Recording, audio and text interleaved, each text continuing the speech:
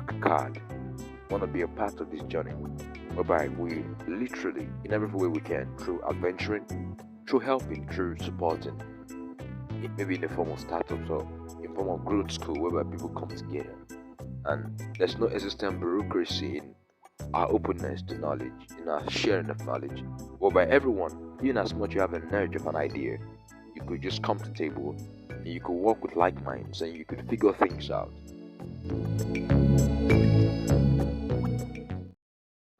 It's true, and I found this mostly profound, that your life's work is not many blocks far away from the series of experiences you've had as a person. Your life's task, your life's endeavor, your life's pursuit is, if you could just sit down and begin to recount of fabulous experiences you've had growing up, then you could kind of pinpoint the very thing you're supposed to do, because it's like it's around you and you can feel it. Maybe at a lower frequency, maybe at a lower tone, maybe at a lower.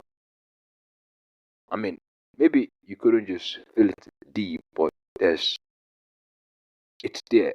So your life tax is just around and just about everything you've given your attention to, everything you've at some point or the other experienced, literally experienced. Your life tax is all about that. And possibly you could also choose your life task. You could also choose something that you want to be a part of. I mean, I heard a quote from Mats. I heard a quote and I just want to say so. I mean, I heard a quote. I want to replicate it. It said, if you don't have something doing, go find something doing. If you don't have something to do, if you don't have something at hand they're working on, go find something to do. And that's a task everyone, I mean, that's an understanding everyone should have. That's a knowledge, that's an insight everyone should take to us every time, every day, every moment, irrespective of what's happening. If you don't have a task at hand doing, if you don't have a work doing at hand, go find something doing. So yeah, take a card. We've taken the responsibility to try to mirror. If Africa were to change, let us be a part of what's going to make a change. Yeah, every other person are working really tooth to nail, trying to fix every part of the puzzle. Africa, it's a wonderful place to start to work from.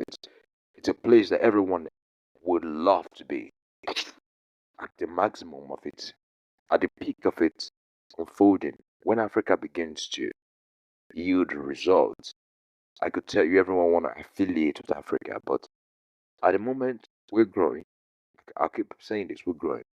ACAD want to be a part of this journey, whereby we literally, in every way we can, through adventuring, through helping, through supporting, maybe in the form of startups or in form of growth school, whereby people come together, and there's no there's no existing bureaucracy in our openness to knowledge, in our sharing of knowledge, whereby it's open, it's free, it's whereby everyone could, in as much you have an urge of an idea, you could just come to the table and you could work with like minds and you could figure things out.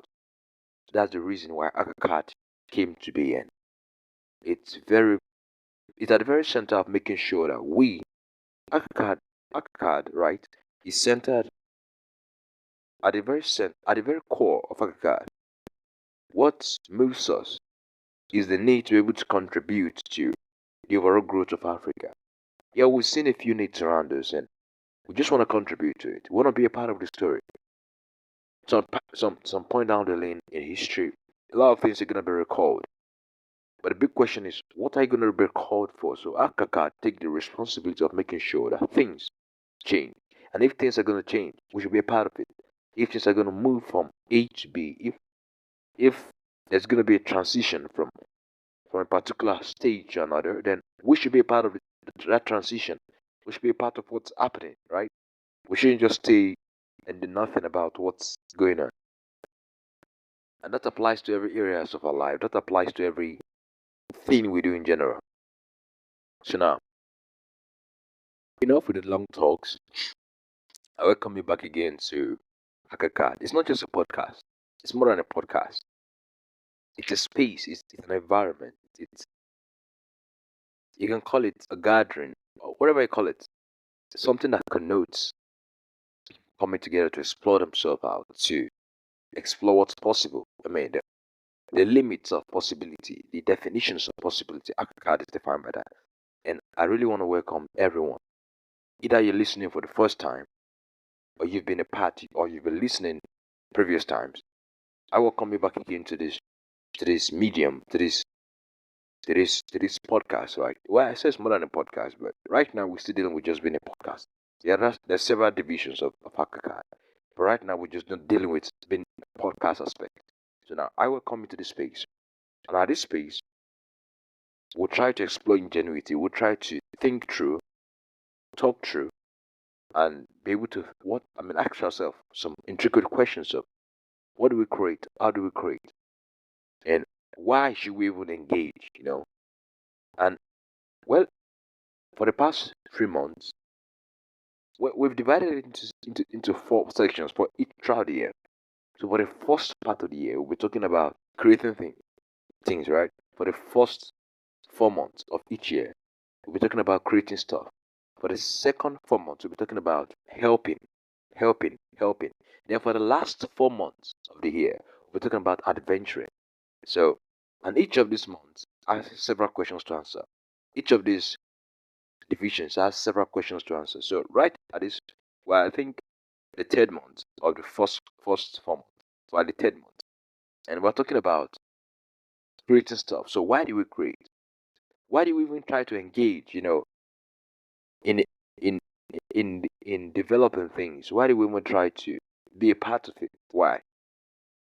Simon Sinek says something that said, you must always start with why, because why defines the purpose of a thing. Why tries to bring life to whatever thing you try, to whatever thing you try to create. Why? Asking the foundational question of why tries to bring essence to the present. It tries to make something more beautiful. Back in the day when television was black and white, yeah, it was cool for those guys at the moment. But when we began to grow, when we began to age, we noticed like it's it doesn't bring the colorfulness, the beauty, the sweetness of television or whatever I call it. It doesn't bring out the beauty in life because when you look around you, all you see is colors, wonderful colors, green, blue, red, yellow. So, and when you see a different thing, a television with just black and white screen, you begin to wonder. There's no fragrance to this thing. But then, as time begins to unfold, innovations begin to increase. More law begins to have an effect, even more profound effect on the way technologies and stuff begin to happen. And we see that okay, we begin to enjoy this. Technologies begin to change things, and it's a wonderful experience, I'll tell you, to see you have beautiful colors in your television screen. Whereby you're not just dazed, you didn't just fall to sleep because of black and white screen, but now it's colorful, yellow, blue, red. So everything is wonderful though. But so we're talking about why do we create? Simon Sinek, I'll say again, he says, starting to why is a very foundation thing to have because it brings essence to whatever thing we say, we imagine, we want to create, even to the person you're trying to talk to.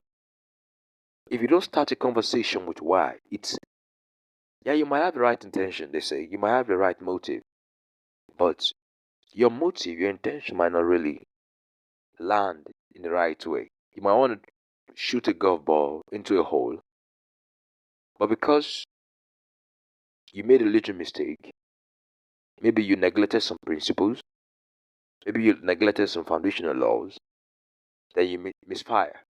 So that same, it also applies to starting anything. It applies to conversations. It applies to relationship. It also as well applies to creating startups, making businesses. But not just startup, creating, transforming things around you. Asking the question of why is very crucial, is very important. So why do we even create? Why do we engage in doing things? Because one, I'll say again, I've said it in the previous episode, there's a need. And you cannot just look by and do nothing. You're human. You should be concerned about what you see around you. You're human. You should be you should have, there should be some inclination you've got towards. There should be some um feedback. There should be some feedback you receive. There should be some feedback you give back to the environment. When you receive something, there should be a feedback. There should be a back and forth response, you know, back and forth interactions. So now you've seen things around you, and I could tell they don't sit well with you sometimes. You've heard about ideas, you've heard about people's opinion, and sometimes they don't sit well with you. And you might be tempted to give a response, you might be tempted to give a feedback, but sometimes you withhold yourself, I don't want to talk. So that's cool. But now we're talking about the problems existent in Africa. We're talking about the issues that people face in Africa. There are lots of problems, from healthcare to security to this and that. But now, why do we even incorporate? Because there are problems. There are existing problems in our environment. And we must play a part of making sure things change. And to play a part, we must incorporate technologists, we must incorporate innovators, we must incorporate finances, we must incorporate various arms of federation. Various arms of what it takes to bring anything to life. There's administration, there's financing, there's innovation, technology, there's whatever it takes, everything it takes to run a system, an ecosystem that transforms things, that engineers the speedy growth of things around itself, then we should do that. And to do that answers the question of why do we create? To do that, to engage in something like this, answers the question of why do we create, right? Why do we engage? There are needs. There are sectors that are impoverished. There are things that needs to be transformed. I said healthcare, security. There are thousands and thousands of lives of people that have been lost life experience. Not on a personal, not on a one-on-one basis of experience, but maybe on a 1 to 20. On a 1 to 5 basis of experience. Like, okay, I'm on level 1, and that experience is level 5. So on a 1 to 5 level of experience, that's a little bit far away or far fetched. But I've experienced people die. People die. Why? Because of simple things, security. And if we can have people, startups, hubs around us that could really engineer the progressive development of things that attack this problem to its root, to its core, we've done something pretty cool if we could do that. We might get another thumbs up if we could achieve such a milestone. It's a burden to every person, but not everyone could engage in stuff like this. We need a community of people who are of like mind, synergizing with the core goal of trying to fix things around themselves. And Africa is defined by this. So, why do we create? Why should we engage in adventure of such nature? Why should we engage in the pursuit of such degree? Because life are lost, and they are getting lost by the day. Things are degrading. And to make sure things don't further degrade, or to make sure the the level of decadence we see around us, not in terms of morality, but there might be a fine touch of that morality, but in terms of the way standard of living, there's a decadence in the standard of living. How do we, to some degree, maybe little by little, increment the way people live, the standard of life in Africa? Go down north, not northern part of Nigeria, you find nasty stuff happening, and people, because they are scared, they turn down to the southern part or western part of Africa or Nigeria just to find safety. What if we could transfer that notion they have in the west, in the south, down to the north, whereby safety is core, whereby everyone is free to do whatever thing they want to do? What if we could do that? What if we could replicate the notion of safety back to the north? That place is really, really, I'll tell you, insecure. I don't blame people. I don't blame the government for not trying to fix things up, but that place is really, really insecure. So people, innovators, builders, or creators, or founders of startup, if we could synergize together, create a space where people could. Maybe you might be a kid, it doesn't matter. You might be an adult, it doesn't matter. You might be a teenager, it doesn't matter. If you could come together and work in trying to drop your ideas, okay, how do we solve security problem? How do we make sure that this thing at this point stops, whereby there's a U-turn, instead of going bad, it becomes good? How do we flip the coin? How do we turn the head of insecurity upside down, whereby we begin to get the better part of life as regards security? How do we do that? Why do we do that? You know, so how do we do that is by trying to bring people together. It shouldn't be a barrier. Removing bureaucracy is key for why we do something. Because if there are a lot of hindrances to innovation, then like Boston in the 1970s, whereby for you to release an idea, for your idea to be validated by an investor, it takes tons and tons of times. It takes tons and tons of evaluation from that investor for you to get your idea valid. And that's really bad for innovation. But when you go to San Francisco, you find a different twist.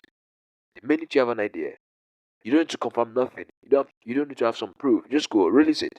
I mean, what are ideas? Ideas are just flickers of emotion tried. They are flickers of experiment. And every computer scientist is an experimentalist. He tries to explore. Ideas are flickers of emotion, and they could spark something great. But if we try to think deep to understand why things be, then we might lose touch of what's most important. We might lose touch of what's the next greatest invention in human life, in human history. We might lose touch of that. But keen to know, once we are keen to being open, breaking down the walls of bureaucracy. I mean, there are bludgeoning walls of people. People raise bludgeoning walls trying to hinder innovation. But once we notice that this is what people are doing, and in creating a system that supports growth, that supports innovation, we break off bureaucracy. We break off. Maybe we create a linear. We create an horizontal form of approach where people can have direct access to resources they need directly, not have to follow some office corners. No, you have direct access to what you need to bring something to life. I think, and I believe strongly that we can go some way far. We can do something more crazy. We can do something more profound. We can do something more unimaginable. The limit of where we can get to is only by the limit of our imaginations. If we think we can go far, if we imagine to ourselves we can go far, then we can. We can. If we think we can do it. But if we think we can, or they say you can just do it. Henry Ford said that statement. If you think you can, then you can. If you think you can't, definitely you can. You've given yourself full proof of why you can to do something. So we want to just do stuff. We want to just contribute to life. We want to be a part of the whole segment of contribution. We want to be a part of the whole story of innovation in Africa. So I hope this gets to the right part of your heart. So by you're motivated to join, you're motivated to be a part of what's happening and what's going to happen. I hope this gets to the right spot of your heart to buy. Okay, you're thinking of considering how do I contribute? And I think that would be a cool thing to do. Because right now Africa needs innovators. Right now Africa needs people who are interested in changing things, who are driven with a core purpose of trying to make sure both ends, the gap, there's an existing gap whereby, and we're interested in making sure that the two ends of the existing gap in Africa are closed up, whereby there's no more gap in security, in healthcare, whatever, in whatever sector. So we're trying to make sure that things change and change for good. And there's a flip whereby innovation and growth and development is now on an exponential level. We want to get to that point whereby growth in Africa is on an exponential level, increasing year on year, month on month, day on day, week on week. So thank you for tuning in. Thank you for listening. I appreciate you.